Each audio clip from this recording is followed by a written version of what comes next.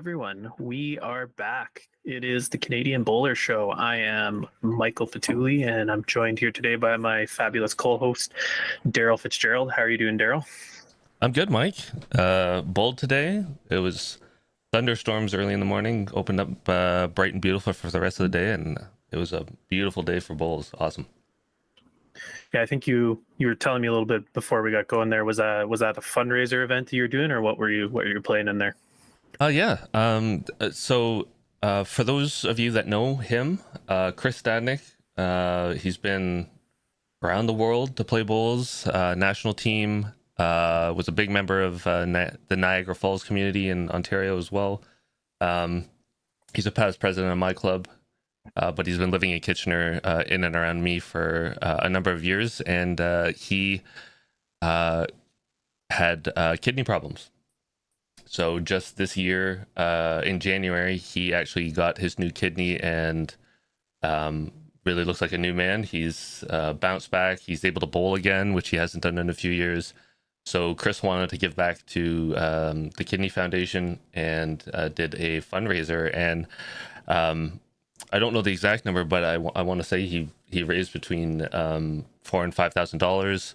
Did raffles. The greens were packed with people. We were playing triples, so just a really fun day. So just hats off to Chris and everybody that ran that, and really good to see a charity get some money that is much needed.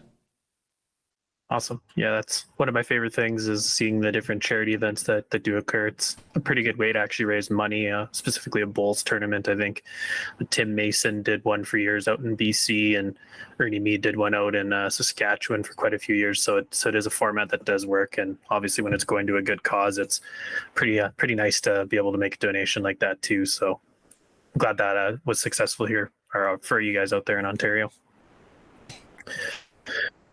So before we get in,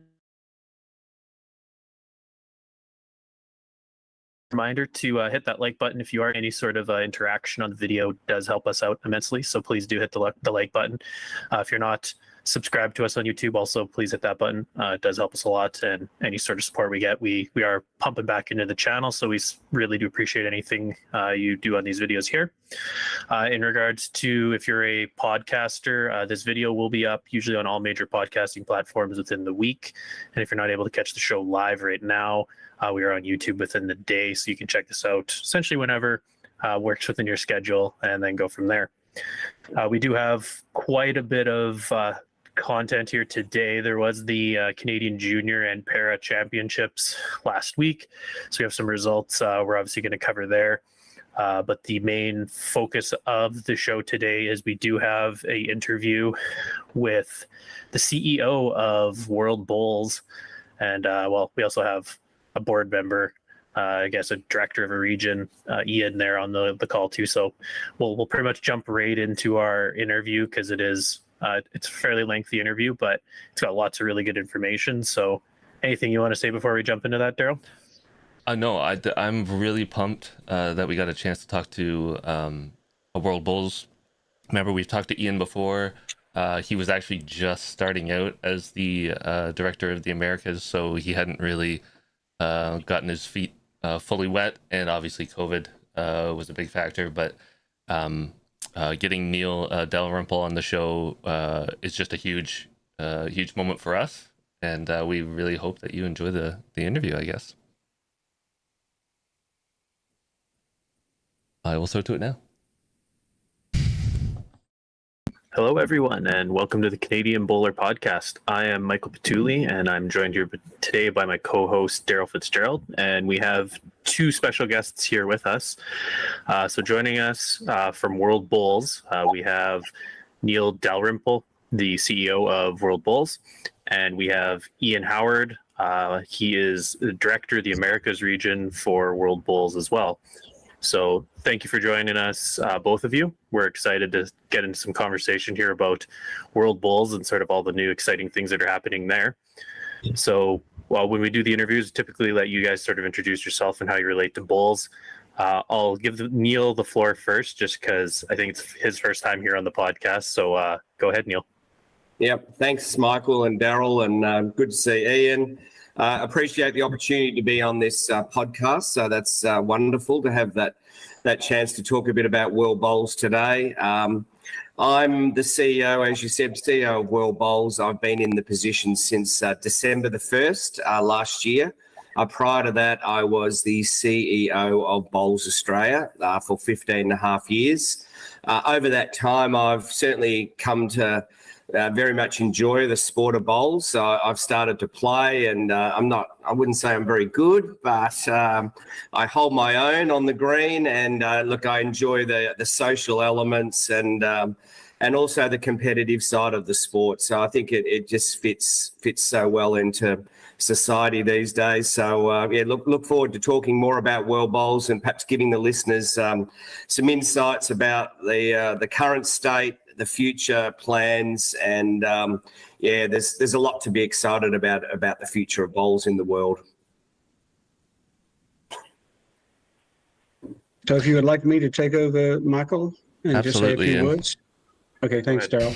Well, I'll just say what I said just prior to coming on, that this is really about Neil's experiences, especially as he's CEO of World Bowls. You know a little bit about my background, so I don't wish to go onto that too much, except that my joining World Bowls as a director has been very enlightening and I'm finding it very, very exciting, and especially exciting since we've made the changes. We decided to, we had to, and we were talking about it for some time, where do we go from here? Where do we go from here? And all this kind of stuff. And then we sort of plunked on the idea of, we've got to bring in somebody like Neil and the caliber and the knowledge that he brings to the sport. And so far, the love affair with Neil is it's been raging. We're very excited about what he's doing and what he hopes to do. As far as the Americas is concerned, very quickly, we've got a lot of challenges. I've kept Neil as informed as I can. The challenges aren't daunting. We can solve them. But for example, last year we didn't have a US Open. We want to have a US Open this year. We're talking about America's Challenge, and we can talk about that more later on. So just very quickly, I'm excited to be back with you guys, and I thank you for that, and thank you for setting this up today. So just to kick this off, I'm sure a lot of our listeners know about World Bowls mainly from the World Championship and their work with Commonwealth Games and some of the really large things like Champion of Champions. Neil, can you give us a brief overview of what else does World Bowls do for bowls? Yeah, no, good question, Daryl. Look, it's a little event focused, and it has been for some time. And I certainly, when I was CEO of Bowls Australia, I was probably quite critical of World Bowls insofar as that all that World Bowls did was run events.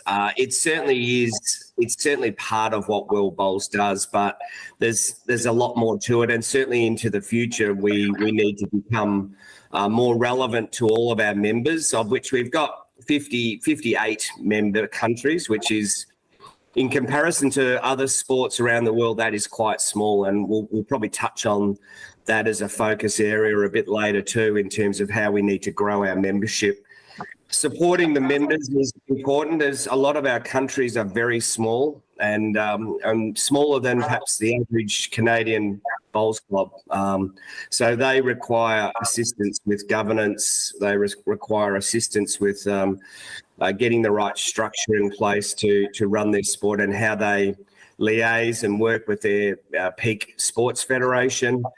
One area that I'd like to touch on is around Olympics and Paralympics, and I've been working on, particularly in the last couple of weeks, working on how World Bowls can be recognised by the IOC, which is the International Olympic Committee, and so we've got some pretty positive feedback that there is a way to do that. And what that will mean, particularly for smaller countries, is potentially will open up opportunities by being an Olympic recognised sport. Equally important is the Paralympics. I think we all agree that bowls is a fantastic sport for people with a disability, and if we can create even a stronger pathway for those players through to the Paralympics, then that would be fantastic. We were in the Paralympics back in Atlanta in 1996, so up until that time we were actually a Paralympic sport. So one could argue that it might be easier, probably will be easier, to become a Paralympic sport as opposed to the Olympics. Being recognised is one thing, is important from a funding point of view and opening up opportunities in other multi-sport events across the world. Will we ever get into the Olympics? I reckon it's going to be hard. That would be my kind of opinion right now. It's going to be really difficult. Listening to what's going on around international sport, there's absolutely a focus on youth. There's a focus on extreme sports. There's a focus on esports. Sports that can bring in massive television rights deals, they are going to be looked at from the IOC's perspective, I suppose, as a far greater, more value to the whole Olympics movement. So events is one thing. I talked a bit about governance and how I think what I've been trying to do since I started is open up lines of communication and really listening to the regions through Ian, through to the member countries in terms of what support they need, and some of it, as I said before, because they're very small, it is quite basic support around coaching, umpiring, equipment. Equipment's a really important area, bowls equipment. You know, some countries don't actually have the basics of bowls, mats and jacks, so how we can actually get equipment into their hands is important. We recently supported a coaching and umpiring course in Namibia in Africa, so I think that's an example of what we can do, is provide some funding to support the running of courses, upskilling people within their own regions. So one of the big goals for me is how do I get more money into World Bowls that we can then invest back into the regions and then into the countries. Ideally, we would be investing quite into the regions so that we can set the regions up to be stronger right across the world. I can probably talk for a while, but I might pause a moment and Ian might want to add something, and then there'll probably be subsequent questions that will come out from what I've just started talking about. Ian, do you have anything to add to what World Bowls does?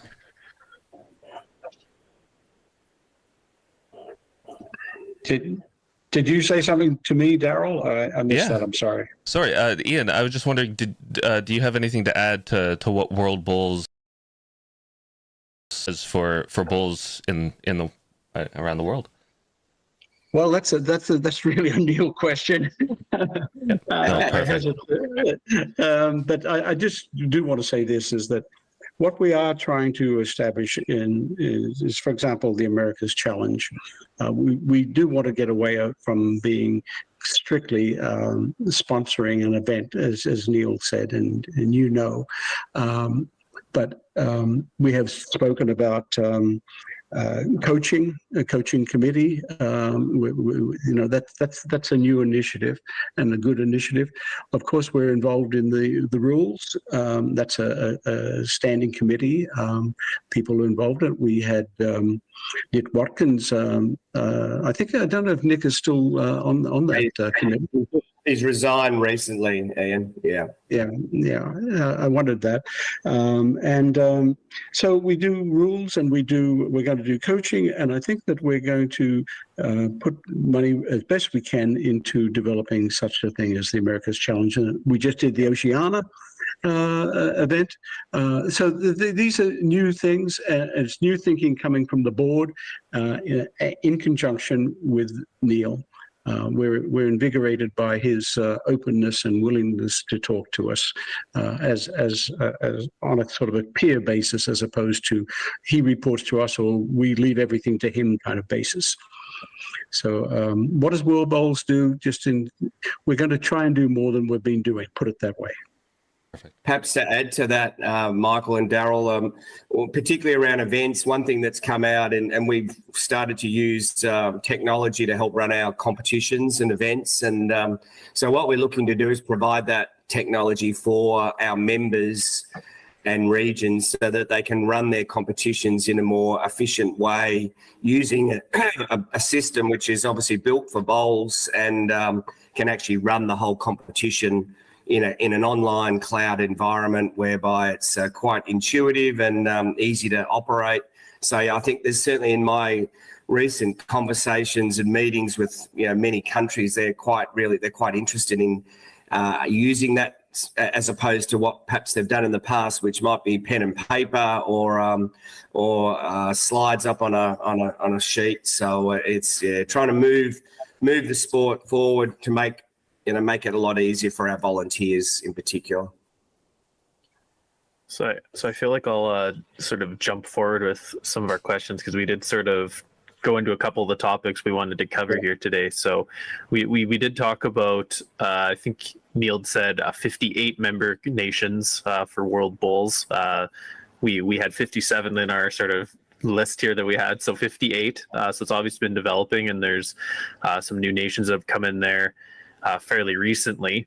Additionally, Ian has been talking about the America's Challenge, which is essentially a new event that's going to be happening eventually sometime soon here, because in the last 5-6 years we've seen the North American Challenge in North America essentially disappear, and there's not really any sort of World Bowls sanctioned events in North America.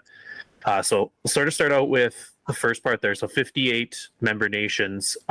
Do you see there being possibilities of further expansion of bowls across the world? Like, is there certain areas that are growing kind of exponentially, or what's sort of happening with bowls growth across the world? Yeah, no, there's Michael, excuse me, there's been a lot of I've received a lot of approaches from different countries around the world and regions too. So there's interest there, but in a lot of cases it's really trying to work out how serious they are. Are they an expat that has moved to that particular country? And not to be funny about it, but I mean, sometimes I wonder whether it's a person who just wants to represent their country in an event. That's why they want to set up a new country. So I think that's what I and the board and the regions, we just need to be careful and do our due diligence around any country that says, or person that says they're representing a country that they want to set up. I met one of the key persons in Pakistan Bowls, and he runs an Indian restaurant in Glasgow. So this is what happens. There are expats, and in the World Championships coming up, there are a lot of countries being represented by people who live not in that country, or their country of birth, or their country where they're a citizen. So yeah, there's certainly you need to kind of cut through some of that and see what sits behind their inquiry about how serious are they to establish a bowls association or federation in that particular country, and what infrastructure. As Ian and I have talked about, all bowls is bowls, and they don't necessarily have to have a green as we know it, an outdoor green that's with fixed infrastructure, that they could be playing short mat bowls, they could be playing rolling a piece of carpet out in a hallway.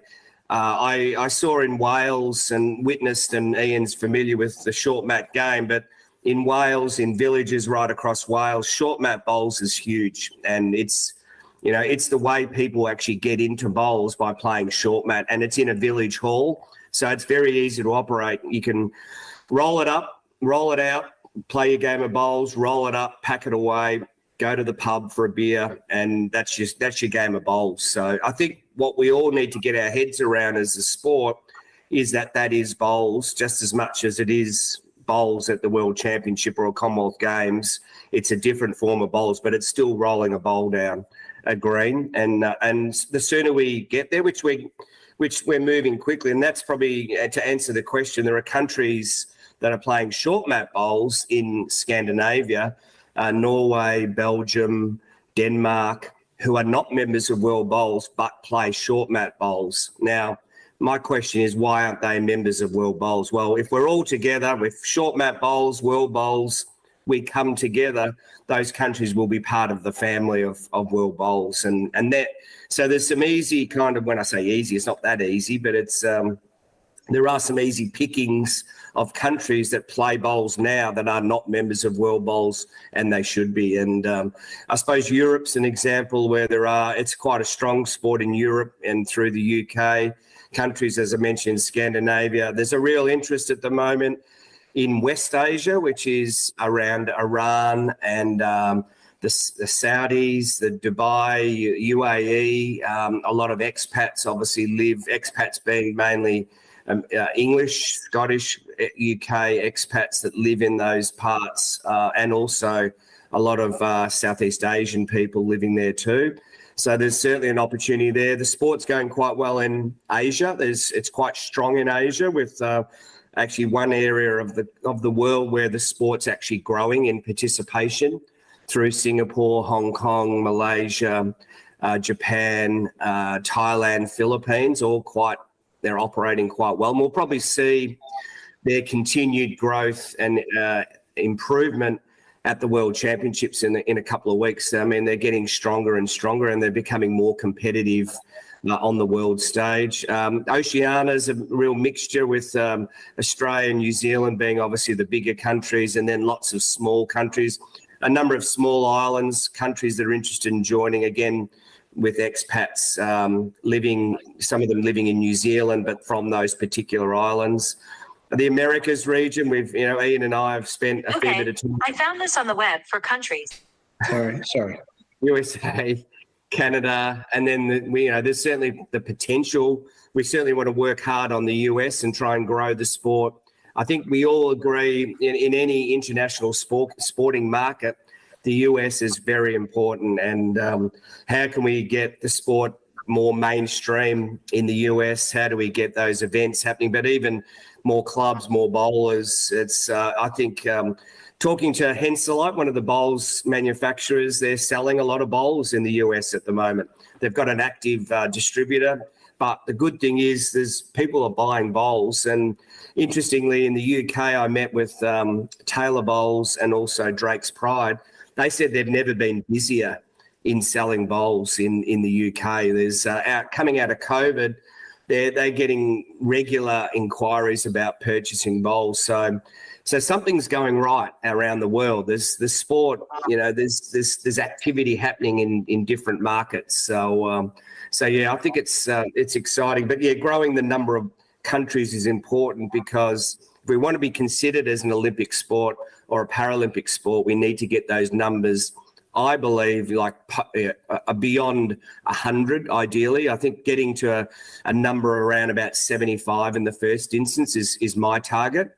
And then how do we keep growing the numbers? But it needs to be a sustainable growth, not just growth for the sake of it. And I think some sports, and I will mention the names of baseball, softball, when they certainly went down the path of Olympics, they traveled the world and just signed up every country, any country that looked like they were interested, they became a member of baseball and softball.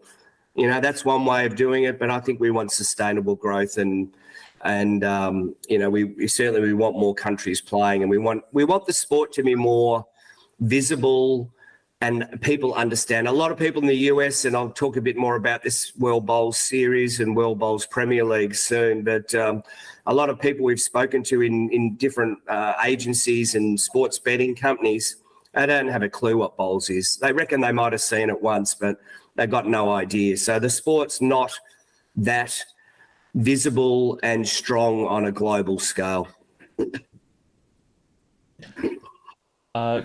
Wanted to quickly circle back to one thing you mentioned. We've talked about it before on the show, and it's short mat.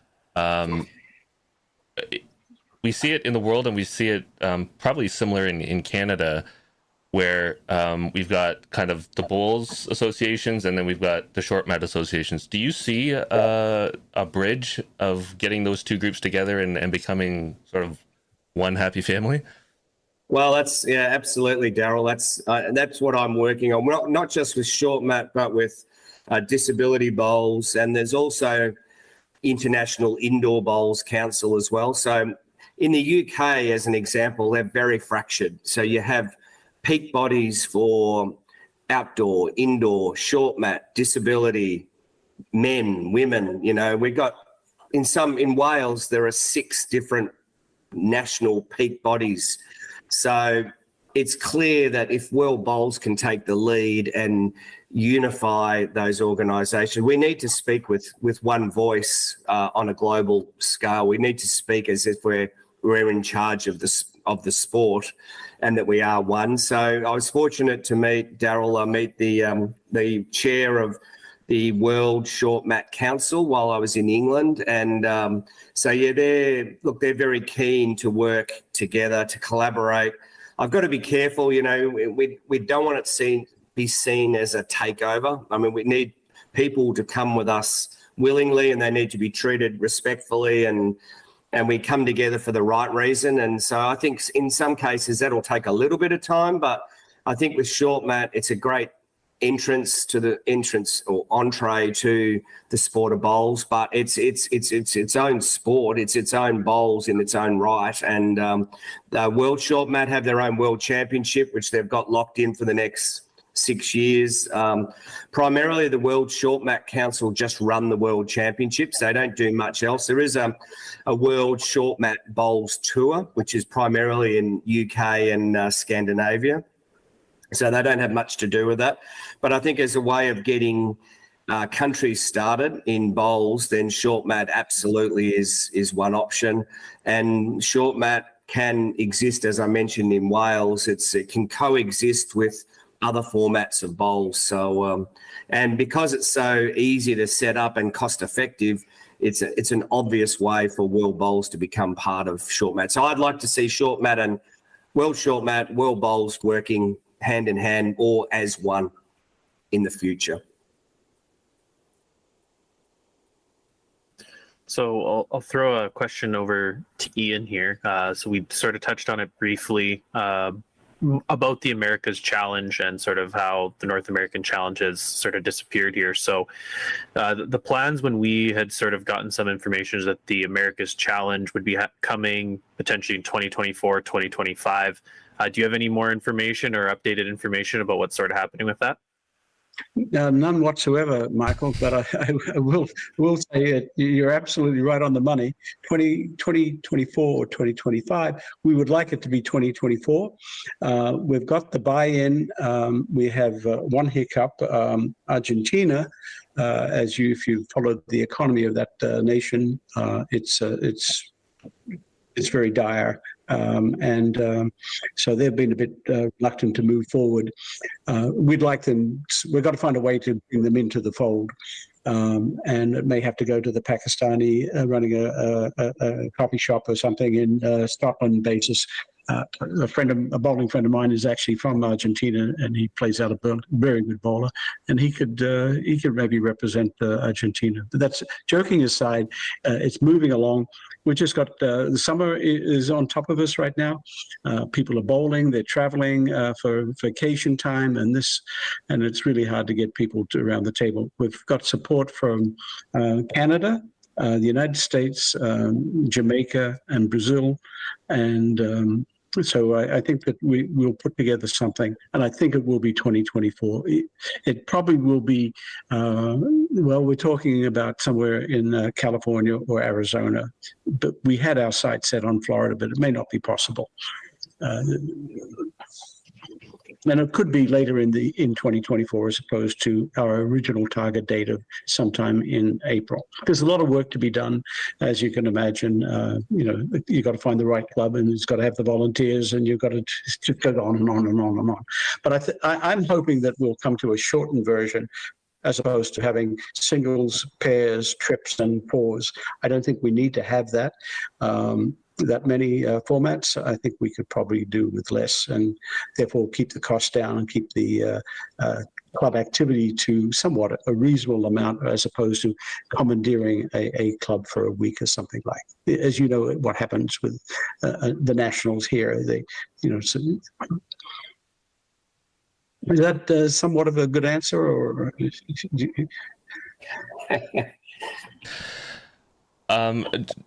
just to tie up kind of that kind of line of questioning, in North America and South America, we kind of, or I kind of categorize us as kind of those the low and mid kind of tier countries where we're almost there, but not quite in some areas, and other ones are just developing. We've obviously got some major overly developed countries like Scotland and England that are powerhouses, Australia, New Zealand. What kind of influence do you think World Bowls can have to bring up the mid to low tier so we see growth and I guess even results internationally? Yeah. Daryl, it's a good question. And I think you're right. Some of those bigger countries are more established. They've got staff. They've got, well-established competition structures, coaching programs, development programs. So they don't need as much assistance from World Bowls as those perhaps low to mid-tier countries. But just on that, they do pay a lot of money to World Bowls too. So it's kind of this balancing act. You've got to kind of keep them on side. They've got to, as I did with World Bowls when I was CEO of Bowls Australia. You look at how much we spend. We contribute financially to World Bowls. We often the view of that person like me. When I was in that role was what do we get for our money?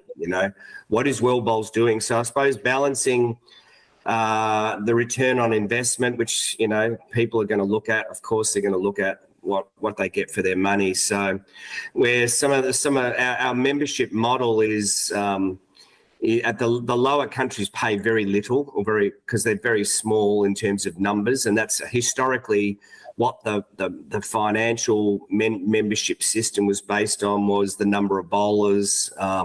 So therefore, if you had a very small number of bowlers, some countries pay World Bowls $100 Australian or £50. So if we increase the fees by 10%, it's $10, for a whole country. So therefore, they're probably in that model, they're getting good value for the money they get to enter in international competitions. We treat everyone equally. Well, that's my philosophy. As whether you're Australia or Samoa, you'll get the same service as from me, because that's the way it is. And actually, to be honest, I don't want to, being Australian, being from one of the bigger countries, I'm kind of distancing myself a little bit from Australia. I need to be independent, not biased, pardon the pun, but be very fair to everybody. So, but I think the way I see it at the moment is that the greatest opportunity for growth is in those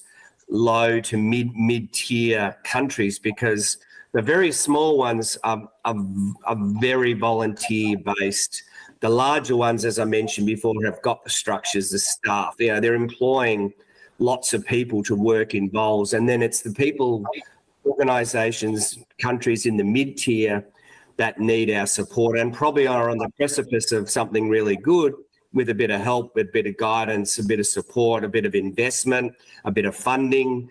And that's where I think we can probably have the greatest traction, is to, if we can invest more. I know it's not all about money because it's about advice, but if we've got more money internationally at World Bowls, and we can invest in programs and enable people on the ground, train people up in the regions to deliver better programs, better coaching, better umpiring, better game development programs, then we will grow, and those low to mid-level countries will grow into the future. And I think just advice on short mat, having, I suppose, unifying the sport, our sport, at international level, and hopefully that will flow down to that national level where we don't have the fractured kind of governance model, and that we can obviously bring people together. And in some cases, we'd be saving a lot of money by having one organisation as opposed to 2, 3 or 4. So, but it's all about the thinking and making sure we're all heading in the one direction. So yeah, but I think it's a good point. The mid-tier countries are very important.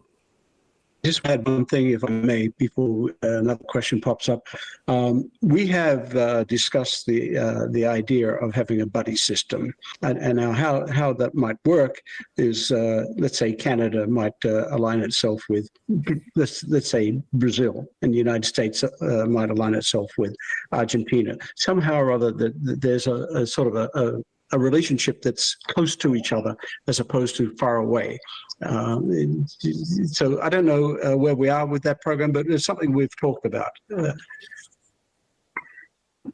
I think it's something, Ian, we'll talk about. We've got a council meeting where a lot of the countries come, but not all of the right people actually come to that meeting. In terms of, when I say right people, it's the people who are attending the World Championship. So we have a council meeting for World Bowls, and then representatives of each of as many countries as possible will come to that meeting, and that's where we do talk a bit about the buddy system and any other development or growth initiatives. But it's certainly an opportunity to get some ideas. So Neil, in a lot of your answers, you have been sort of referencing meeting with different groups and sort of traveling around, getting to meet different, I guess, parties, whatever it might be, the people who are in part of the different countries. So it sounds like you've been traveling around the world, meeting different member nations. What's been your big takeaways from all your visits across all the places you've been going? Yeah. I haven't been going that far. I don't want to come across as if I'm a world traveller, but I've had. No, but we want him to come here shortly. I think Canada, US is the next trip. Ian's good advocate for that, so I think it's. I've got to be very strategic about where I go, because we don't have a lot of money, and so it has to be a really good reason to go. And so I went to Malaysia in February early this year, and that was at the Asian Lawn Bowls Championship in a place called Ipoh, which is 3 hours north of Kuala Lumpur. And what it enabled me to do is meet all the Asian countries, or certainly most of them, and certainly many of the key players. So that was important. And more just the fact that I can meet them face to face and understand how the sport is traveling in that part of the world. And they certainly appreciated me being there. And I think, Asia is interesting. There was a view that there's too much focus, and you might have a similar view, that there's too much focus on the Northern Hemisphere, which you're part of, obviously, Northern and Southern. But I think when they talk about the Northern Hemisphere, they're really referring to the UK. And so there was a strong, they didn't actually come out and say it, but I could feel it. They said, well, we're a forgotten group of bowls organisations in Asia. So that was strategically important. I don't want Canada and the US to feel like that. So that's why this is a trip there is very important. The trip to the UK was, World Bowls has been based in the UK for many years, as Ian knows. So, meeting with a number of the countries was important.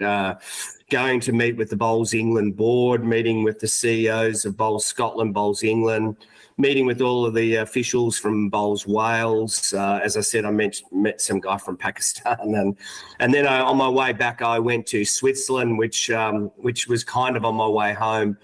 As you can imagine, it's a long trip from England or Scotland back to Australia. So going to the Lausanne in where the IOC is based, and meeting with a number of international sporting groups. I think the interesting thing there is that there is one building in Lausanne that has almost every international federation or people like WADA, which is the World Anti-Doping Authority, who's quite important for World Bowls. So it was really fascinating to look. There's actually no one there. A lot of these international federations have offices, but they don't actually have anyone in them. But it's all probably for tax reasons, and it's about being in. It's a world sporting hub, Lausanne, and so that probably hit home to me. The importance, and we need to be global bowls. We need to actually spread our wings and connect with these. There's so many people out there in world sport running events, running doping, running, all different activities, and we need to be connected with these people, and we need to be viewed on a kind of a platform that sees that world bowls is part of this fraternity. So that was important. And I mentioned before, I met with some of the bowls manufacturers who we have 4 licensed bowls manufacturers in the world. So you guys would know Henselite, Taylor, Drake's, Pride, and also Aero. So we have 4, and each of those manufacturers pay World Bowls a license fee to be able to make bowls. So 2 of them are based in Australia, 2 of them are based in England and Scotland. So being able to meet them was important. An interesting meeting, I met a couple of the suppliers of carpet and synthetic carpet and also short mat bowls. So Dales Sports and a company called Green Gauge are both very active in building greens, so building synthetic surfaces or carpet around the world, and also providing or selling short mat bowls mats. So yeah, it was good to hear how their businesses are travelling, and they also pay World Bowls a license fee, so it was good to connect with them. And then I met with the people like you'd probably be familiar with the PBA, the World Bowls Tour that run the Potters, and so I met with them. They're hooked up, or the International Indoor Bowls Council are also they're a party to the World Bowls Tour.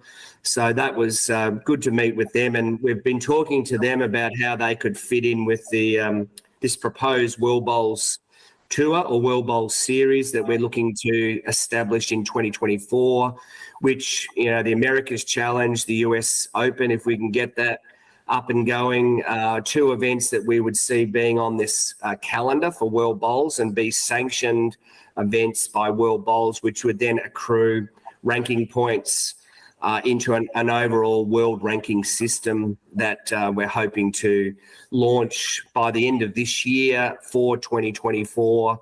We're building something from scratch, so it's going to take time, but we want to create more interest in the sport globally, and one way of doing that is to have a ranking system and a tour, basically, where players like us, Ian, myself, we might want to have a world ranking, play in some events where we actually get a world ranking. So, and I think that's, we've got some people helping us on this that have done something similar with tennis, the APT tour. You look at the golf tours, you look at tours now that are running in surfing, in beach volleyball, these tours run around the world. Table tennis is another one, and we see that would be important to grow the profile of the sport globally. So yeah, look, there was lots that came out of those meetings, and as I've touched on before, the Olympic recognition is one of them, which is the path there is around World Bowls becoming a member of the World Petanque and Bowls Federation. So if we become an affiliate of them, then bowls would then, they're already IOC recognised, so that we would become IOC recognised by becoming a member of them. The alternative is we go alone and we try and seek IOC recognition as a standalone sport, which is absolutely possible. But at the moment, from all my advice and the information that I got, then our best bet right now is to go down that path, which would then, as I mentioned before, open up doors for all of smaller members who would then become Olympic recognised, and thus there could be funding available from their peak sports federations under that model. Even though we're not in the Olympics, just being recognised is a major step forward. Yeah, Daryl, you've spent time. I don't know about you, Michael, but Daryl, you've spent time in Australia, correct? And it's particularly at Broadbeach, and I just wondering how what your experience. I'm going to ask you the question. We turn. You're now being interrogated, not Neil and I. Is just how you have been receiving Neil's information, and how you might ask it the next question that might be really interesting for. Cause I'm finding some of this stuff that Neil is saying. I've read his report, and I'm starting to think I'm hearing it differently now that I've got the gentleman Neil in front of me and I'm listening to it. So can you give us something back from your observation that Neil can take away? Well, I know both. For me, coaching, I did get to bowl a little bit down there, but I got to see all the background stuff, meet with a bunch of the coaches from other countries, which was fantastic. Mike got to actually play down there when he was on the national team. Okay. The big thing for me is just the growth of the sport internationally. I've seen some of the smaller countries come, play in an event, and then I never see those people again, which is sometimes a struggle. You're excited to see them come in, but you want to see them again, and you want to see them get better. So from a coaching perspective, for me, it's exciting to hear some of the plans to build some stuff and even connect with Shortmat, just to grow the sport, grow the recognition of the sport, and hopefully, for my benefit, grow the coaching and see those countries that are in some competitions and not. We will see them at World Bowls. There's a whole bunch of them there. We'll talk about that a little later, but that's really the exciting part for me. What about you, Mike? So in other words, if I may put words in your mouth, we're somewhat on the right track. I think so. Yeah, Well, I'm sorry, Michael. Yeah, no, Yeah, Daryl sort of threw me the question there. I would say the information about the talks or sort of the dialogue going on between Shortmat and World Bowls is a very good thing in my mind, or a very important thing. It's something I've brought up on the podcast multiple times, is that I see Shortmat being a big opportunity or an inroad that could be made for a lot of countries to give it a shot or potentially give it a go, because it's not exactly cheap to construct a traditional lawn bowls green and maintain it, everything associated with that. Getting yourself a carpet that you can roll out in a hall, a gymnasium, whatever it might be, that's a little more feasible for a lot of people. So it's good to see that sort of talking is happening, because I know that's something I've talked about with Daryl, and I think on the air a few times, is that it's very confusing in Canada. We have many Shortmat clubs, and we have a separate Canadian Shortmat Association, but then we don't have a Canadian and they have a Canadian Shortmat Championship, but then it's not recognized by Bowls Canada, and then it's just kind of a weird. They almost don't seem to coexist. So it's encouraging to hear that at least there is dialogue happening, and that hopefully maybe there's a merger or something down the line where we can kind of work together and sort of actually get along, because they are very, very similar sports. One thing can I ask a question of Daryl? I'm not trying to take over here. I'm just trying to go some ideas. The Olympics are coming to Australia, and we might be being the host nation. Australia might be able to get bowls, our familiar game of bowls, outdoor bowls, as a demonstration sport. That's exciting. Is that correct, Neil?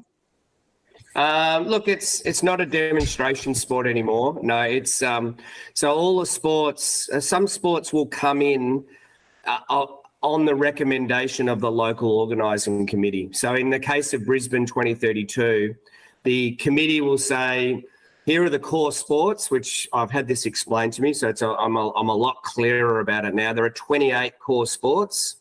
So really, then there are often there might be 1, 2, or 3 that are invited to come in to be one of those 28, because one of the 28 can't be demonstrated in that particular country. So ultimately, the IOC has the final say on that. And if I'm a betting man, which I sometimes am, that cricket will be in the Olympics in 2028 in Los Angeles, T20 cricket, and will be in 2032. I could almost put a lot of money on that. I think that would be the case.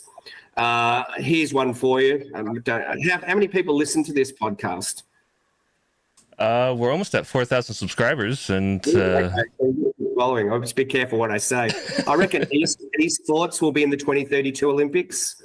Esports, that's E, not X, but esports will be in. So that'll be a medal sport. Some would argue, is it a sport? But it is these days. So yeah, it's a changing landscape. But look, I won't discount.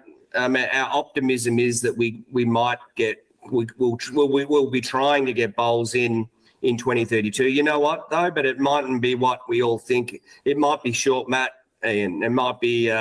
It could be something. It'll be certainly the format will have to be fast, engaging, exciting for spectators, for broadcasters, and I suppose I go back to cricket. The reason why cricket's going to get in because $350 million of broadcast fees will come into the IOC from India, and that's where the eyeballs will speak in terms of who gets in. And I think the other example is that I mentioned baseball and softball. I mean, they come in and out of Olympics depending on the host. And the US obviously hosting Los Angeles in 28.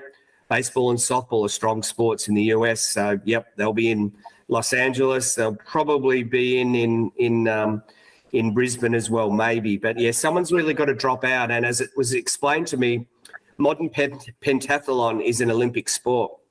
And one could argue, well, how does modern pentathlon stay in the Olympics? Well, there's also connections, there's political connections here, and that's why. So there's a lot goes on in this world of sport, and not all of it makes sense, but there's a lot going on behind, whether it's money, whether it's political, and you've got to really advocate your sport strongly. And I think getting back to, if we get Olympic recognition, we can get into the Pan American Games. We can get into the World Games, which are in China in 2025.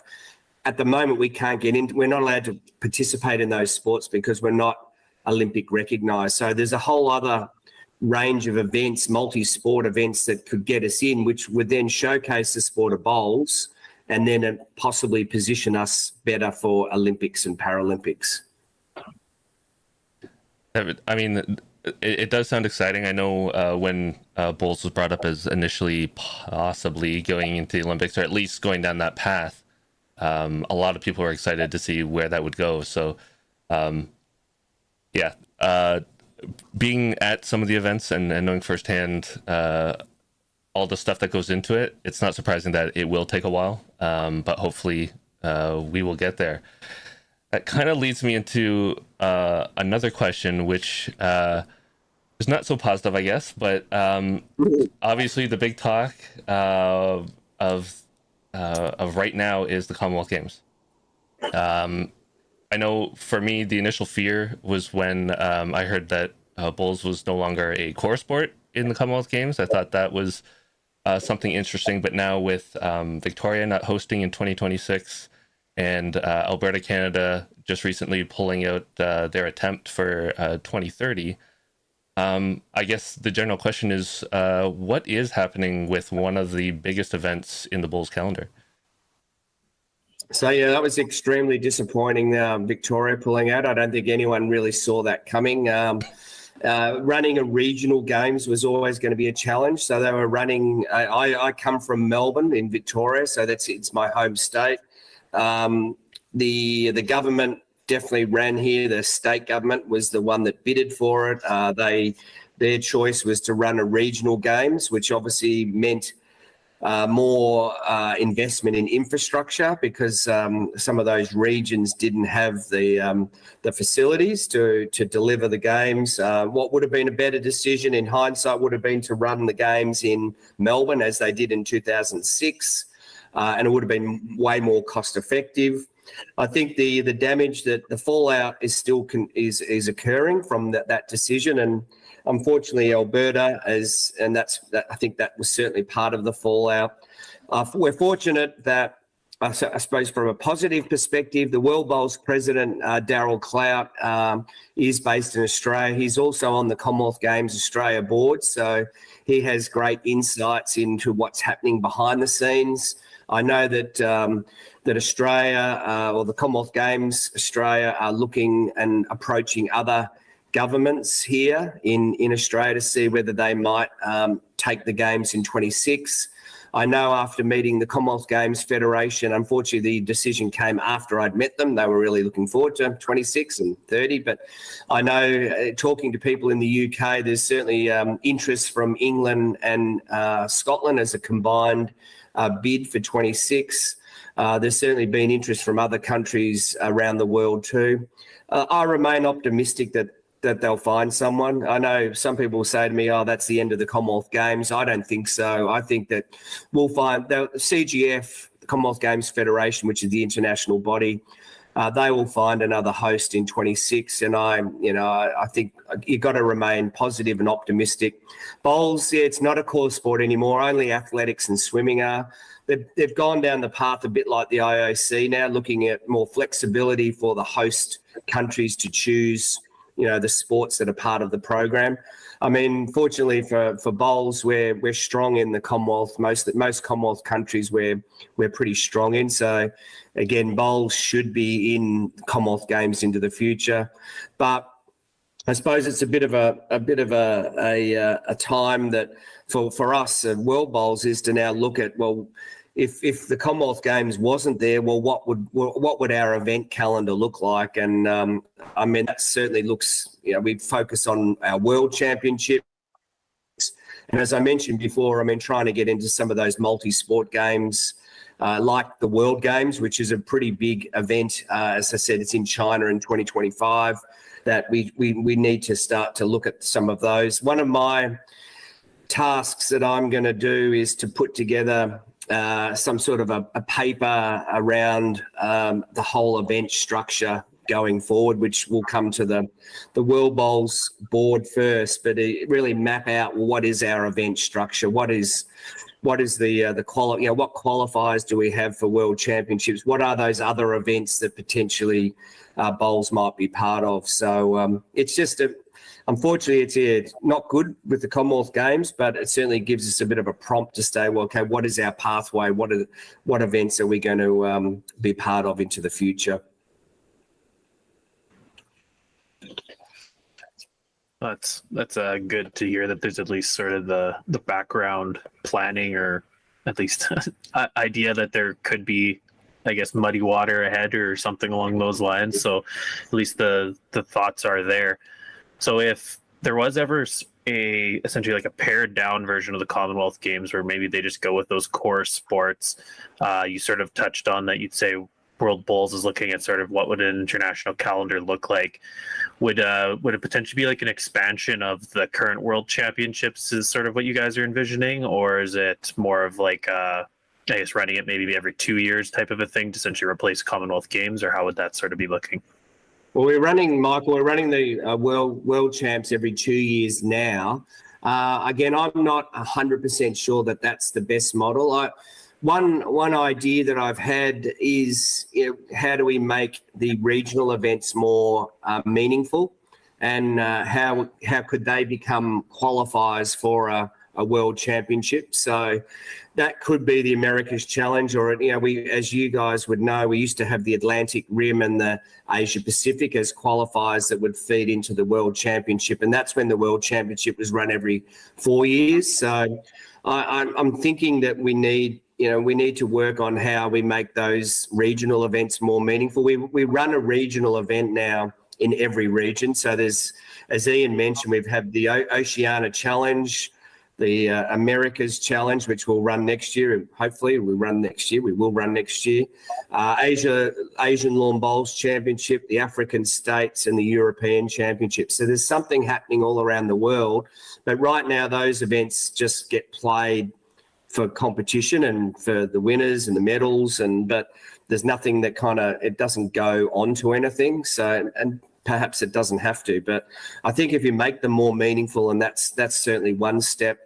And then as I touched on before, this World Bowls series where we have events that are sanctioned by World Bowls. So I'd see those regional events accruing ranking points. So that would be something that, the players that attend those events would achieve. And given that they're playing country versus country, I think that makes sense. And again, having them as a World Bowls sanctioned event, and World Bowls supporting, making sure that there's streaming and good coverage of those events and good publicity and marketing and media around those events. That's where I think we can add some more value to the whole calendar. So we've talked about it a little bit on the podcast, and you brought it up a little bit earlier. What can you tell us about the World Bowls Premier League? We've gone out publicly for an expression of interest for a Premier League that would operate probably across two events. It's certainly, again, it would be very much a television broadcast event, a franchise model. We had 14 expressions of interest. Now that's kind of down to about 8 or 9. So we're now working on the whole, what does this look like in terms of a business model? I mean, how much is it going to cost we've put in a broad kind of financial amount that it would cost to become a franchisee. And now we're in this stage where we're doing the business model on what that looks like. How much does it cost? How much prize money? Kind of all of the detail around that particular league. So the World Bowls Premier League, the concept is to have a franchise model, countries, owners from around the world. We can't be all just from Australia and New Zealand. We need it. It needs to be global. So if we can't achieve a global reach, then I don't think we'll do it. We'll certainly be doing the World Bowls series, which is the rankings and the sanctioning. But ideally, we would have this event where it's a global event that fits within the whole World Bowls series. So yeah, we're at the stage where we're working through that, and within the next weeks, months, hopefully we can nail it or not. So in your, answer there, you talked about sort of the ranking system that you guys intend to sort of use with World Bowls. Could you sort of elaborate what exactly that ranking system, how it's going to look or how it works? So we're going to have, Michael, probably three levels, like Premier events, Gold, Silver, and then depending on their size, their prize money, a range of criteria, events will be slotted in at those levels, and then ranking points will be allocated again according to the number of the size of the event. There'll be X number of ranking points accrued or applied to those events and the disciplines.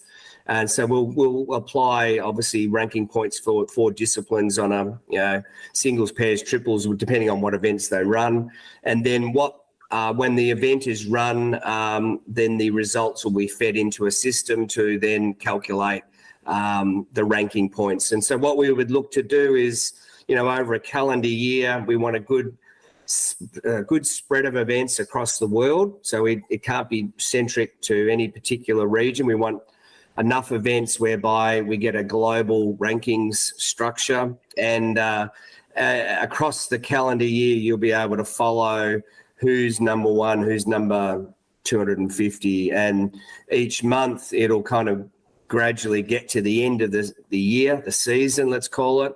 And potentially we'll have a season ending event possibly, or at least at the very end of the year, we'll be able to say, Michael is number one ranked bowler in the world. Darryl's number 2. So, and we want men's, women's rankings so that we can actually, it's something good to talk about. It's publicity, not just for World Bowls, but obviously for the countries, for the member countries as well. That seems really cool, actually. I'm really interested to see when that rolls out. I can send you a bit of background information. I've got a document that I can email to you just to give you a bit of a feel for the spread. But the idea is, Darryl, that we want to be able to, so we run the America's Challenge and say a US Open, and if bowlers are traveling from the UK or Australia, I know some Australians coming to the US Open this year, and a number of Australians have come to the US Open before, that they come and play, and and they can earn some ranking points and maybe have a holiday at the same time. That's awesome. When we're talking about sort of comm games and the Olympics, a lot of the newer sports, I'll say non-traditional sports that we've seen for decades and decades, like breakdancing, rock climbing, pickleball, esports, for instance, which is always a hotly debated topic. Do you see, and I should say, we see the success of a lot of events in the Bulls calendar, like the BPL, the UBC, which is going on right now, exciting TV, short formats. Do you see a role for the traditional game at the international level? I think there's a place for both, and we got to, you could easily move a number of our international events to shorter version. We've seen, as you've just mentioned, the 2 sets of 5 ends and a 1 end tie break, and having power plays in each set. And it's exciting. Someone said to me once, years and years ago, they said, what bowls needs is more consequences more often. You need more moments in the game to make the spectators, the people watching on TV, better engaged with the sport. And I think that's the downside of our traditional game, is that it can kind of roll along, and it's the traditionalists like it, but there ain't those moments that happens in the shorter version. I think we're fortunate that our sport can be modified easily, as we've seen. As you've said, Daryl, BPL, UBC, a unique scoring system. I watched it last night, and I've played it, and it's okay. It's interesting. It gives a different perspective on the sport. I mean, it's a basketball score, not what we would know as a bowl score. It's you're seeing 75 to 58 and that sort of stuff. And I've played it. It's a bit slow from a participant point of view in terms of you've got to concentrate on the scoring. I mean, you tend to be scoring all the time, but when you've got a marker like with an iPad sitting there on the side and marking as you go with the points, then it flows pretty well. So we're lucky that we can modify our sport to be more appealing to a bigger audience and a wider audience than just our traditional bowls market. So World Championships, probably, for the time being, you'd probably keep the World Championships. I say probably keep the World Championships as they are, 21 up, 15 ends for fours and 18 ends for pairs and triples. And then for perhaps other events, Commonwealth Games, go to shorter version and make it more interesting. I've been to a number of Commonwealth Games, and I think what happens, we probably haven't sold our sport well, because people show up and watch bowls. And, before we didn't have red and blue bowls. We do have red and blue bowls now, which makes it a little bit easier. If you show up and you see a whole lot of bowls out on the green and there's no one telling you what's going on, like, how do you work out what's happening here? Like, you need good PR, good someone over the PA system to explain to you what's going on. At least with red and blue, you can start to work out, well, he's got red and he's got blue, so who's playing. So yeah, I think the changes on bowls has made it a bit easier, and we probably just need to start to the future of bowls. What does bowls look like in 10 or 15 years? Well, I would probably say it's the shorter version. If we want to remain relevant as a sport, then what are you going to be playing out in the park? Well, I reckon it's going to be a shorter version in a time frame that is a bit more friendly for everyone, shorter, sharper, and get in, get out, play a game of bowls, and get home to your family. Well, one of the things we sort of touched on in your last, answer there was, so the World Bowls Championship is just around the corner. So it's going to be occurring Well, I guess it's this month, starting this month right away here. So what can we expect with that event occurring? You said it's more the traditional format, and it's sort of the 15 ends, everything like that. Is there any sort of new exciting things with World Bowls, or is it sort of the same format and everything that we've expected from the previous ones? I think what this one, Michael, is it's the biggest world championship ever. So that's probably the main talking point. There are 44 countries. So we talk about the 58 countries affiliated with World Bowls. Well, most of them are coming to the World Championship. So it is, and one could argue, is this the right format? You know, is it having an open championship? Is that the right format? So you've got, with all due respect to a lot of the bowlers that are coming, I mean, I might be better than some of them, you know. There's some division, low division, but they're representing their country. So I think that's exciting. What I've seen over the years at Commonwealth Games, and of course, this is the first World Championship we've run in 7 years. The last World Championship was in Christchurch in 2016, which seems like an eternity ago. So I think what we've seen is that some of the smaller countries have definitely got more competitive. They've got stronger. You've seen 2018, I think Cook Islands won a bronze medal. I think Norfolk Island won a bronze medal. You know, who would have predicted that? Look at India in terms of their growth over the last decade. Since they ran the 2010 Commonwealth Games in Delhi, who would have predicted that the women's fours would have won the gold medal in Commonwealth Games last year and the men's fours would have been runners-up to Ireland? Like, that is just extraordinary. So, and they're coming from such a low base in terms of numbers of bowlers and their facilities are average, yet they can be competitive on the world stage. So I think it'll be interesting. The greens are going to be a lot quicker, which means it's probably better for the Australians and the New Zealanders. And, you know, in terms of preparing for 15-second greens versus, 10 or 12 that a lot of people will come off, that's going to be a challenge. But I think you find that it's going to be colourful, and as I say, with so many different countries being represented, it'll be a great cultural exchange, and I think that's, from a World Bowls point of view, it'll be good to see so many different people on the green participating and passionately representing their countries.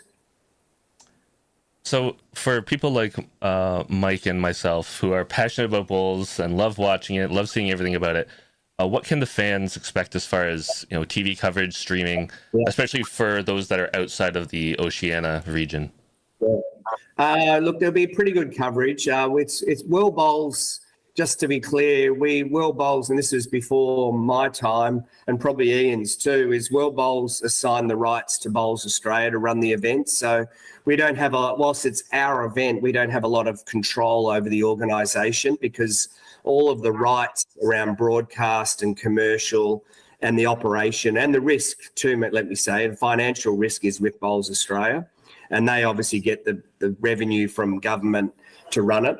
So we don't have a lot of say, other than that there will be a good coverage around streaming. And I know that, yes, there'll be some, particularly the Bowls Australia will be probably a bit more biased towards Australian matches, but they've also engaged another streaming company from a local company on the Gold Coast, and they will be streaming other matches. So I think what we'll see across the whole event is, I think lots of different countries will feature in the streaming. So that'll be via Facebook and YouTube. And then at the pointy end, it is broadcast, professionally broadcast across the both weekends of finals. And so, I think that'll be broadcast whilst it's geo-blocked in Australia because it's through a pay TV operator.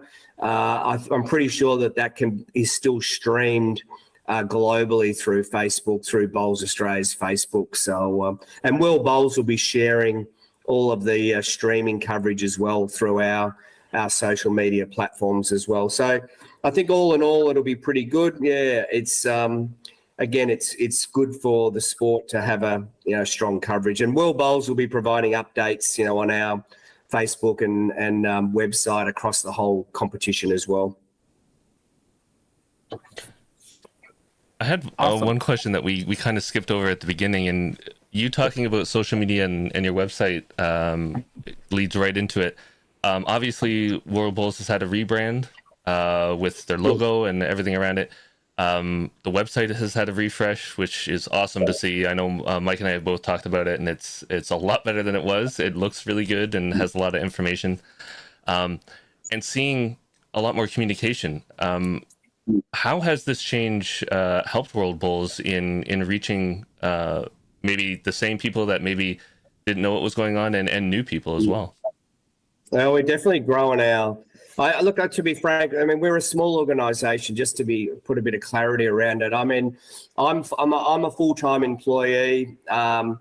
Historically, we've really only had one full-time employee and some part-timers. And even previously, before I started, one of the directors managed our social media accounts. And so, yeah, it was very much voluntary based with a little bit of paid staff. So since I've come on board, we've employed a person 2 days a week to look after our marketing and communications, and another part-timer to help out with administration. So we've probably increased our paid staff a little bit, not much, but we're still very small. And so, but one of the first things that I felt needed to be done was a bit of a rebrand and a new kind of era for World Bowls, and having a new kind of more engaging brand I felt was important. So that's the path we went on, and just uplifting, given, you know, social media is obviously so important these days in terms of connecting with people, being able to tell more stories and provide more information using that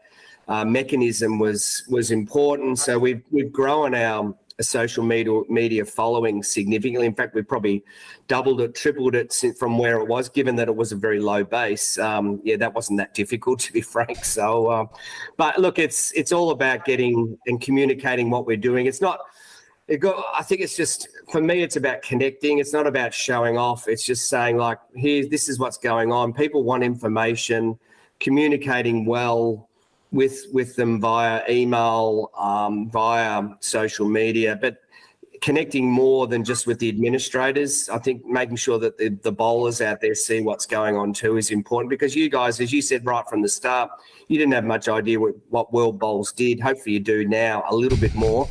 I mean, it's more telling the stories of what we are doing. So that, and it's, again, it does get back a little bit to what countries invest. If people can see there's activity, there's the attempt to grow the sport, then I think everyone's a bit kind of willing to work together. So yeah, we've got to work as a collective going forward. So, but making sure countries are informed, bowlers are informed is all part of it. Awesome. I don't have any other questions for the two gents here. Do you have any other ones you have, Daryl? No, that was fantastic. Awesome information, stuff that we've been itching to ask for a while. So this has been great. Yeah, we appreciate you guys joining us. Hello, everyone. We're back. That was a long interview, but I felt it was a good interview. We had lots of information that we actually covered there. It was I really enjoyed our time there with Neil. He really elaborated on a lot of things that I either had questions on or I wanted more information on. What do you think, Daryl? I thought it was great. It's not often you get to talk to those that are in the World Bowls organization. You kind of don't get to see everything that's going on. There's a lot of stuff that goes behind the scenes. I mean, Neil talking about, talking to Shortmat and talking to all these other organizations to bring them kind of together. We always have questions about that. So it was great to be able to just ask those questions and get some answers.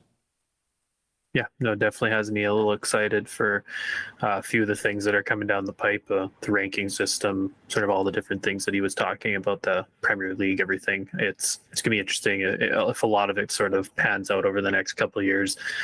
Could be some exciting changes that we'll see on the horizon. Yeah, I hope we get to have some more really cool interviews like that. We've been able to reach out and get some connections to people in different organizations.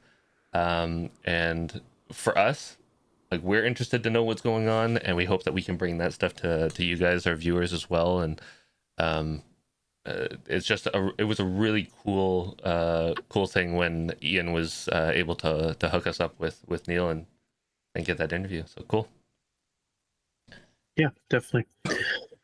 So we got other stuff to jump into. We've been going here for a while already, but we feel like we need to pass along some results because obviously we're in the middle of a Canadian bowling season at this point. So we do have some national results to throw your way. I'll just sort of start talking, I guess, because Daryl had sort of told me to do so. So the two events that have occurred at this point, the first one was the Parabowls Canadian Championships.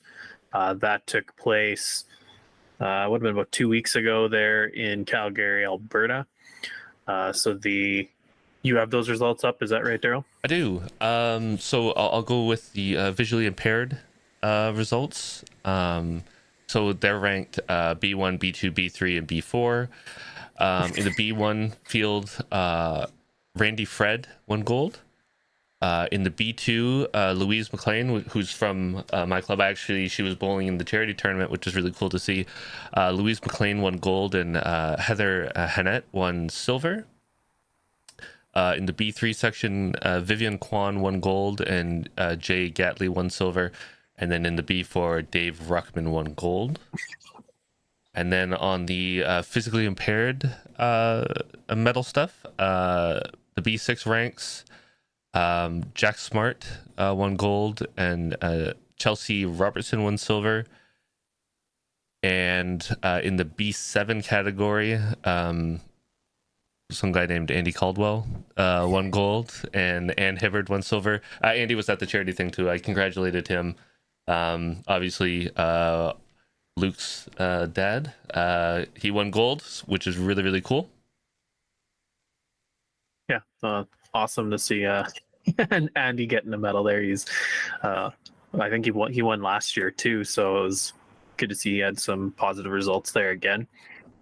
Also was nice to see that the amount of players in the tournament also increased from last year. It's still getting off the ground Parabowls in Canada. Last year's the first nationals.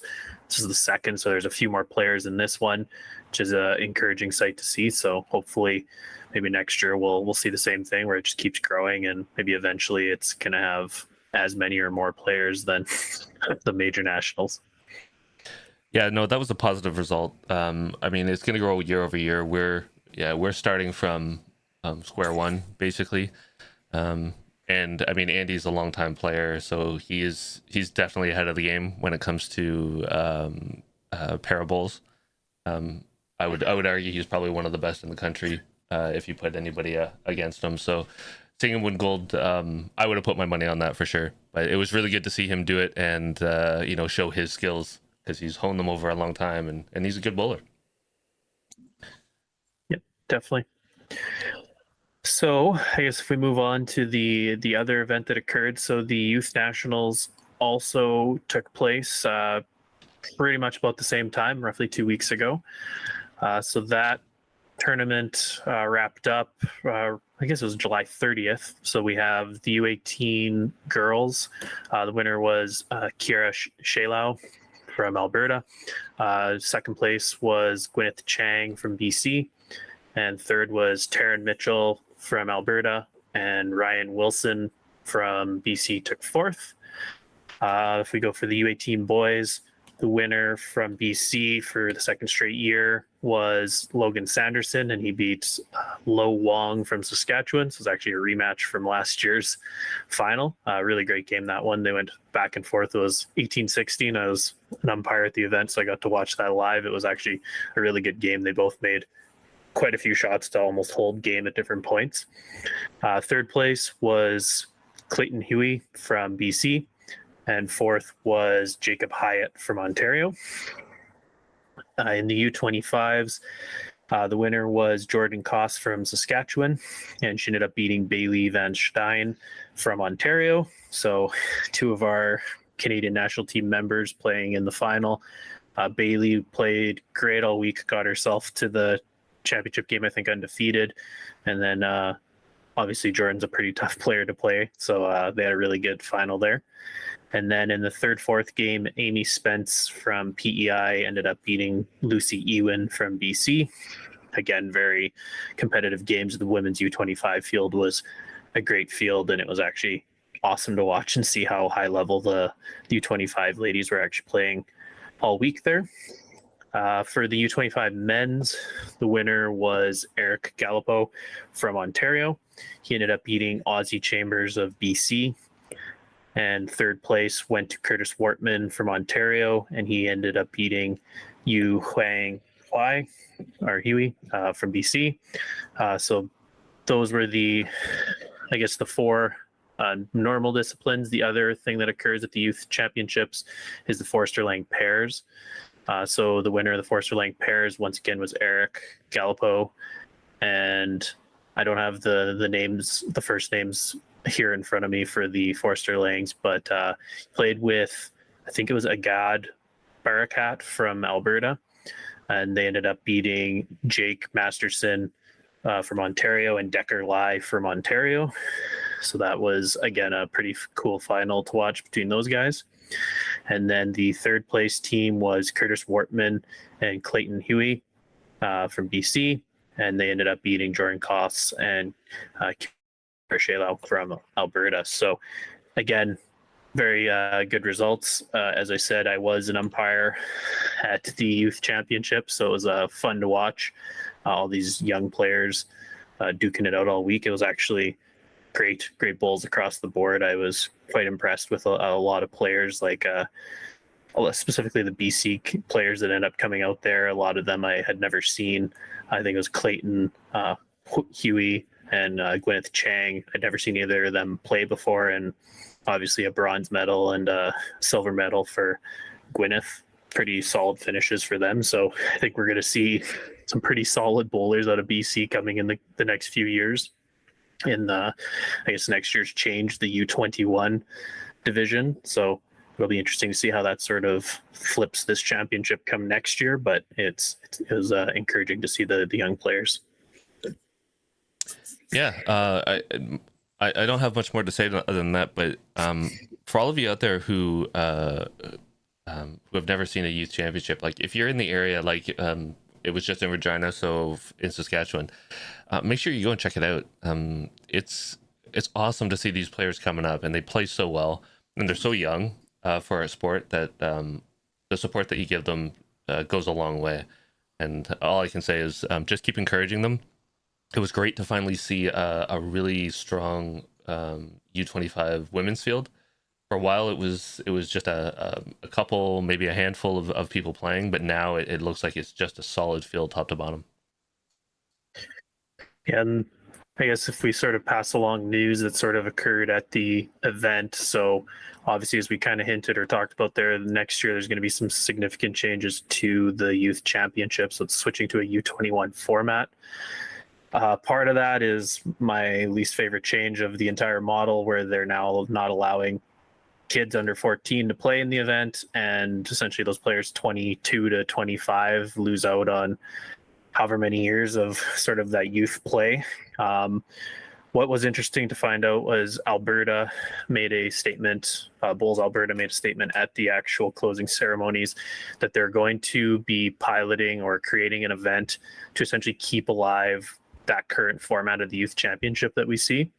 So it was actually very exciting to have them step up and say they're committing to running an event. So it's pretty much sounds like they're going to run something that's going to be allowing U25, U18 players to still play in an event. So they're not going to have an age cap, anything like that on an event. And they sounds like they're going to be running at the Calgary Lawn Bowling Club at some point in August or early August, late July next year. So I was very excited to hear that. It's great that someone's taking initiative, and I think that's just something that's going to happen with the changes to the formats. People are going to see gaps or things that could be expanded upon, and obviously Bowls Alberta was impressed with sort of the format and the essence of the youth championship as it is, and wanted to see it still go. So I was very impressed that they were able to do that. It sounds very encouraging, and I think we've both said it on this show before that with the changes that are coming, whether you like them or you don't, there's opportunity out there. I mean, Calgary's taking the opportunity to put on a youth event the way that they want to do it, with a format with certain age categories and different than what the Canadians is going to be. And there's opportunity for the other ones too. If you love mixed pairs, there's opportunity for mixed pairs, and if you love seniors, there's opportunity to look at doing some sort of a seniors event too. So lots of cool opportunities out there for those that really want to take it up, and I'm sure it's going to be a popular event. Yeah, no, it'll be exciting, and I was just pumped that the young players are still going to have an opportunity to keep playing, because that was my big head scratcher of all the changes. And I think I counted 2 of the medalists for the U18 would have not been allowed to play under this new format. So very, very interesting that we're going with that, but I'll digress. So that's the results we had to pass along. Those are the 2 nationals that have been played. We obviously have the major nationals coming up very soon. So we were going to do, I don't know, was the plan to bring up sort of the entries in the event? Is that what you were going to do here, Daryl? Yeah, I could do that. Let me just flip over here. Yeah, so we have the players lists for the Canadians that are coming up. I can quickly go through them. In some cases it's pretty extensive, like the singles has multiple players from multiple provinces, but for the singles in the men's category, we have Pat Bird, Roy DeRiggi, and Jesse Wilkinson from Alberta. We have Hang Lee, Paul Lee, Tim Mason, Ryan Pollard, Alan Wass, and Stephen Young from British Columbia.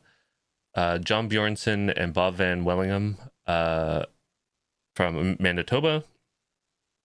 Steve Bezanson, Steve Ogden, John Seitman, and Graham Usher from Nova Scotia.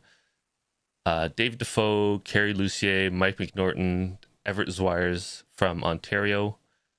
David James Smith from Quebec. Daryl Hanoski, Cam McClelland, Keith Roney, and Carter Watson from Saskatchewan.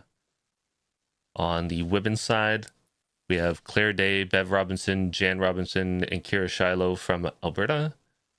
We have Vivian Chan, Lisa Chung, Josephine Lee, Serena Mack, Linda Robbins, and Esther Sun from British Columbia. Jillian McMurtry and Betty Van Wellingham from Manitoba. Charmaine Cameron, Debbie Purdy, and Anne-Marie Seitman from Nova Scotia.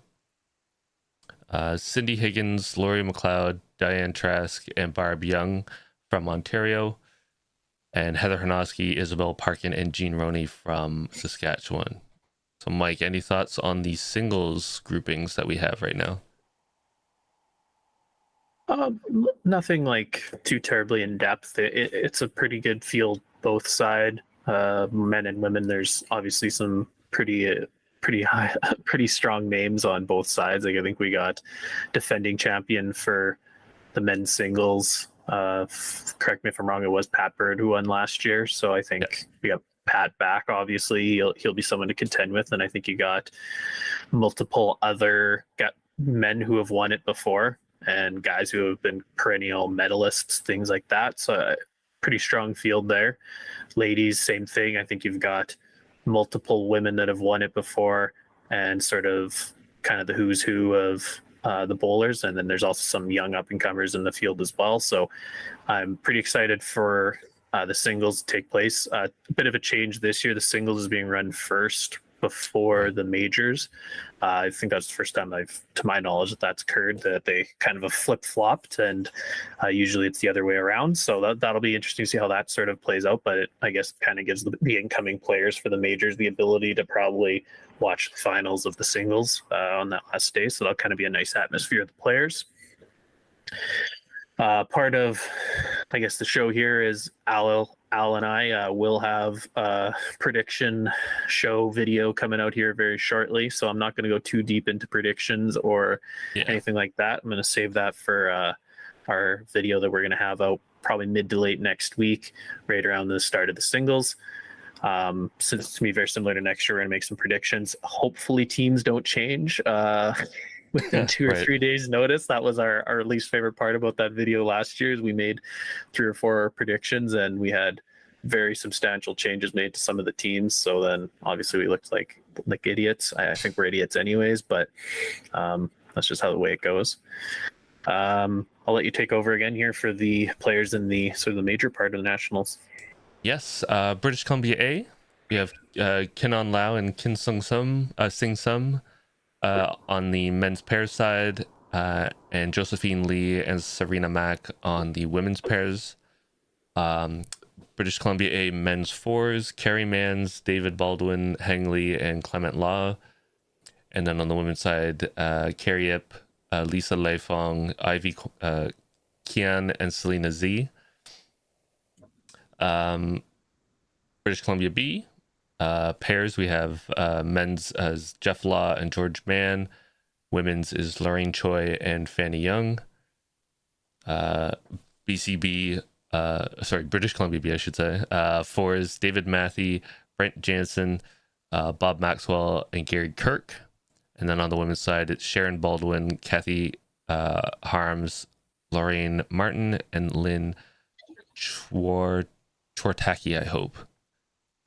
I hope I didn't butcher that. Alberta A, men's pairs, Dwayne Hawk and Jesse Wilkinson. And on the women's side, it's Jan Robinson and Bev Robinson. Alberta A fours, men's is Pat Bird, Francis Standen, Mike O'Reilly, and John McDonald. And on the women's side, it's Pauline Wong, Cheryl Starrow, Lorna Hatton, and Teresa Lee. And then on Alberta B, we have just a women's pairs, which is Jennifer McDonald and Claire Day. And then on the fours, it's Roy Riggy, Nathan Findley, Peter Mock, and Keith Johnson. For Saskatchewan, Saskatchewan A pairs is Jordan Gailey and Mason Boyd. And then women is Jean Roney and Karen Schlatter. Men's fours is some guy named Jonathan Patuli, whoever that is. Carter Watson, Brandon Watson, and Murray Patuli. And then some more Patulis on the women's side. Harriet Patuli, Rachel Larson, Heather Howard, and Eileen McClellan. I think the only Patuli not on this list is Mike. Saskatchewan B on the women's side is Erin Higgins and Isabel Parkin. And then Heather Hanoski, Anita Navala, and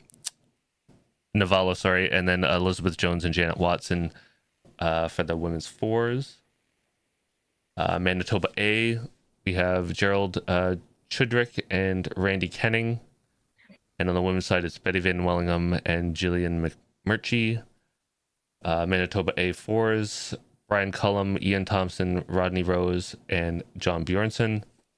And then on the women's fours, it's Brenda Frank, Donna Gable, Angela Kenning, and Barbara Heinrich. Sorry, I'm reading a lot of names. Manitoba B, we have a women's fours, which is Shirley Fitzpatrick Wong, Donna Law, Marilyn Barron, and Clarice Fitzpatrick. Ontario A, men's pairs, David Anderson and Jeff Harding. Ontario A, women's pairs, Elizabeth Cormack and Crystal Shepard. Ontario A fours, men's is Eric Gallipo, Martin Foxhall, Rob Gallipo, and Dave Llewellyn. Women's fours is Sophie Burrows, Patricia Binney, Marion Breton, and Penny Heineke.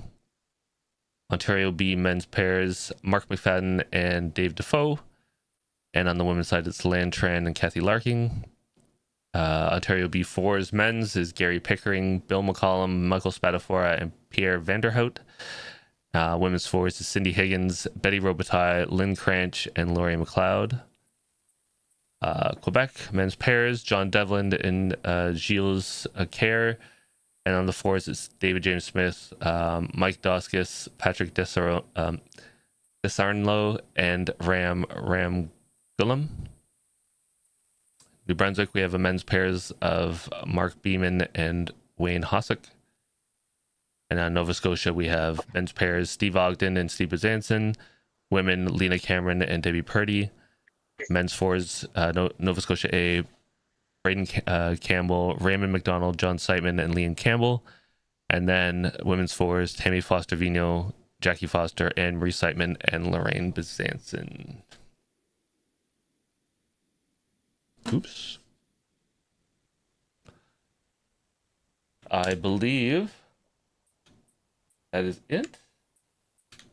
Yeah, so that's what we got there for the majors. Again, going to be a little exciting. See what develops of that field. We got 3 or 4, or I guess it'd be 3 defending champions or iterations of defending champions coming back from last year. So it'll be fun to see what develops there. As I previously stated, we will have a prediction video sort of laying out who we think's going to win each event.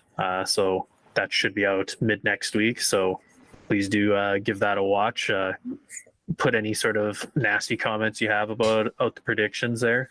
Al and I will be more than happy to read them and potentially respond. I think last year Al was physically accosted by Elaine Jones. So unfortunately, Al and I both were both such washed bowlers that neither of us made it to nationals this year. So no one can actually assault us in person, but we will take any sort of beating over the internet that people want to lay down on us. Excited to make the video again because I like looking at the fields and seeing who's there and who potentially is going to challenge for it each year, because it's always exciting to see who actually gets out of each province and what the tournament ends up playing out as. Should be an exciting event, and like we said, we'll save our predictions and talks and all that kind of stuff for after. Mike and Al do their prediction video, which should be really cool. Good luck to all the competitors. It's coming up fast. Okay. I think we had a couple other things that we were going to talk about. Is that right, Daryl? Yeah, I'll quickly slide in the UBC results. It just went through just this past week.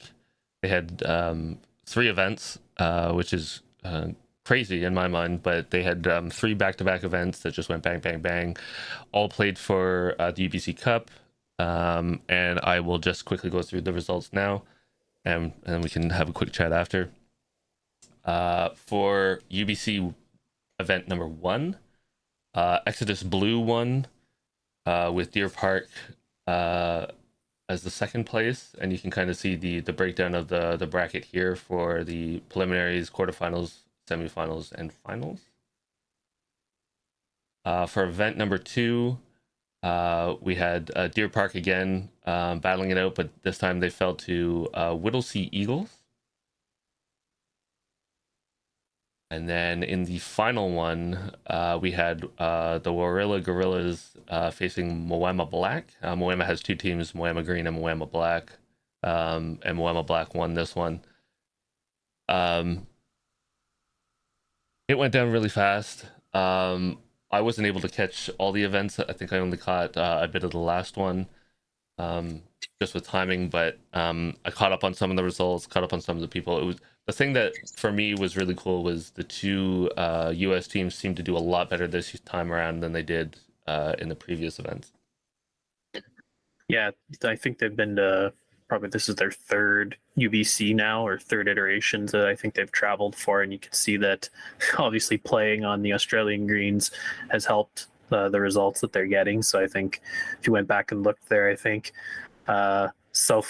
Southern California Tsunami, they got to the semifinals, the 1 round, and then the Golden State team made the knockouts in 2 of the 3 events. So obviously playing well, and it's probably good that their form is rounding up, like specifically Lauren Dion and Aaron Zangel are on Team USA in the World Championships that are coming up later this month here.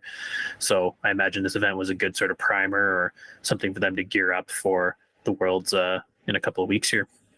That's true. And they did pick up some pretty powerful players to add to that team. I think Selena Goddard from New Zealand was with Golden State, and then I think it was Sean Baker that was with Lauren and Aaron Zangel. So I mean, pretty good players in their own right. So really cool to see them pick up some solid players to build up the teams a little bit. It is hard going in just as a completely North American team. So John Seidman reminded me that Dale McQuinney Shillington was also was with Golden State, and Dale's an up-and-coming player, a young guy. I've seen him play a couple times, and really good. So definitely someone to watch out for in the future as well.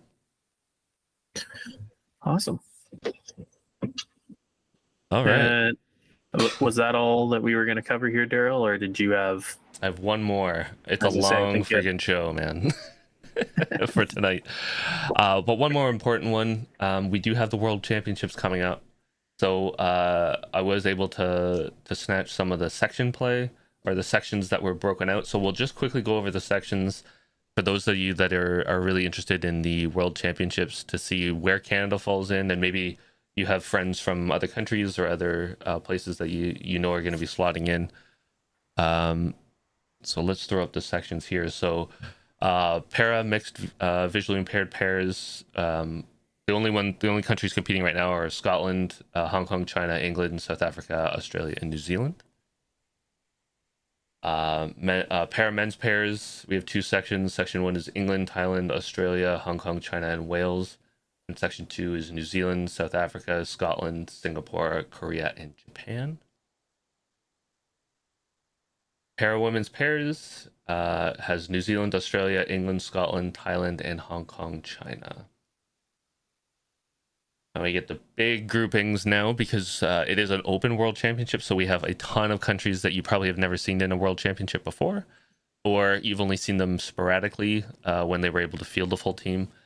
Section 1, we have New Zealand, South Africa. Oh, this is men's fours. So section 1, New Zealand, South Africa, Zimbabwe, Fiji, Singapore, India, Cook Islands, Switzerland, and Kenya.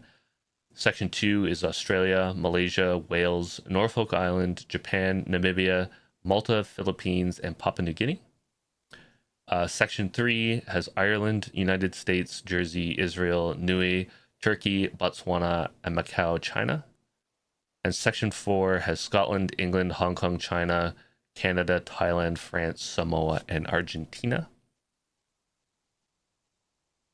Men's triples has 4 sections again. So section 1 is England, Namibia, Jersey, Canada, Norfolk Island, Israel, Singapore, Thailand, and Kenya. Section 2 has Australia, Samoa, Zimbabwe, Fiji, Malaysia, France, Turkey, India, and Argentina.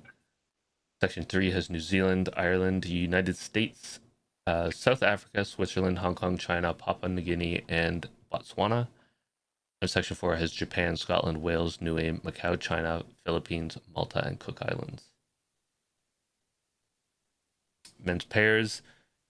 I'm going to stop reading all the names because I wanted to get a few of them out that were whatever, but for Canada and United States, for our North American, they're in section 2 and section 3. So United States is up against Ireland, Hong Kong, China, Spain, India, Zimbabwe, France, Macau, China, and Botswana.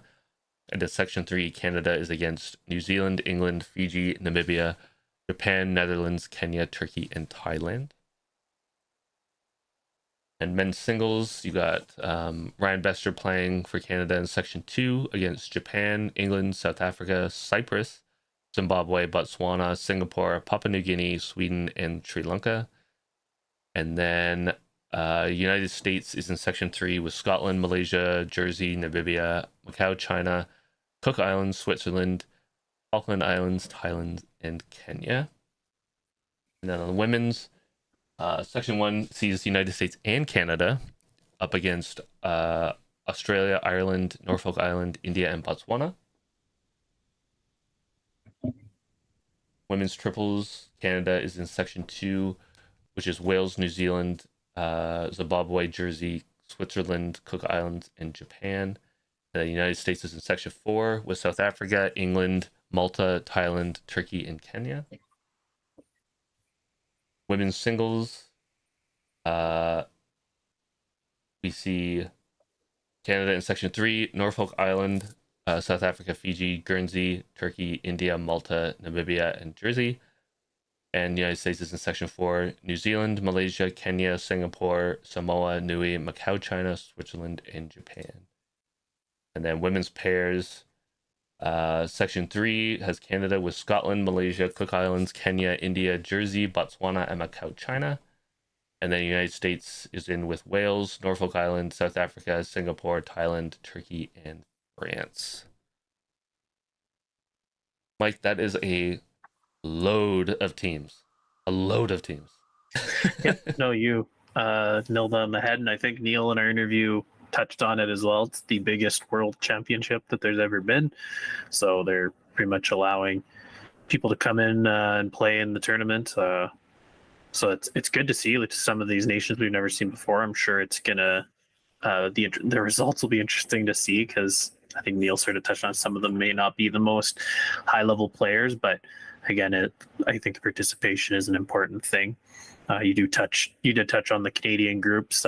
Some of the groups Canadians have are going to be challenging to get out of, because they not so much groups of death, but when you look at kind of this traditional strong nations, there's 2 or 3 other strong teams in a group with a couple of the Canadian teams. So wish them all the best down there. I know a lot of them head out in probably about a week or so here, and that's when they're going down a little early to get acclimatized, everything like that. But all the best to everyone going there, and I really do hope that they have a strong showing there. Yeah, I'm excited. I'm hoping that we get to see a little bit of the Canadian content and United States content streamed. I'd like to see some of that North American teams play.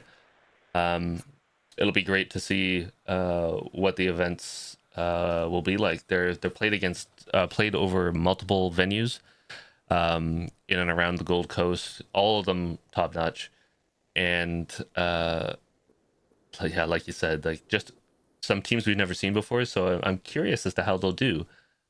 We've seen some surprises in the past. I mean, I don't think anybody at the beginning of the Commonwealth Games would have picked India, the India fours, women's fours, to win, but they did. And some of the teams that you probably would have favored got knocked out before they got even to the semifinals in those games. So different continent, different climate, different speed. So we'll see how those shifting of teams goes from the Commonwealth Games. Yes, definitely. If anyone does want to check the results out, it will be on the World Bowls website, that newly revamped World Bowls website that we touched on in the interview. So definitely keep an eye on that over the tournament, and they have it updated, the newer software system, and it is pretty slick. I sort of watched it with I think it was the World Indoor Cup or whatever they call the sort of the World Indoor that they ran there, and it actually is very nice to follow results on. So do keep an eye out on their website, and also Bowls Canada's website if you're wanting the results of the Canadian Championships. So I think this is a record breaker show for the longest show of all time, Daryl. Do you have anything else you want to bring up so that we could just keep going and set some more records? No, I'm old and tired, and I've got a kid, so I'm hanging on. Okay, yeah, I got 2 kids, so I can one up you there, and I'm very tired as well. So, one last reminder: if you are here, to hit that like, comment, subscribe button. We appreciate any support we can get from you, so please do hit those buttons, because it really does help us out immensely. And if you're not here live, we are going to be up on YouTube in the day and all major podcasting platforms. Daryl is flexing his shirt, so if you do like our merchandise, we have quite a bit of merchandise in our store. That link is also at the bottom of the page as well, so please do check that out. We do have lots of cool shirts, sort of custom ones like Daryl's made there, and then sort of more bowl specific ones. So if you like any of them, please check it out. That support does help us. We funnel all the money we're getting from merchandise back into the channel. Some future plans we have, or big future plans that we have, we'll be funneling it into anything we're doing there. So please do support us if you can. So I'll just wrap it up, call it a day. Thanks for tuning in, and may all your bowls be touchers.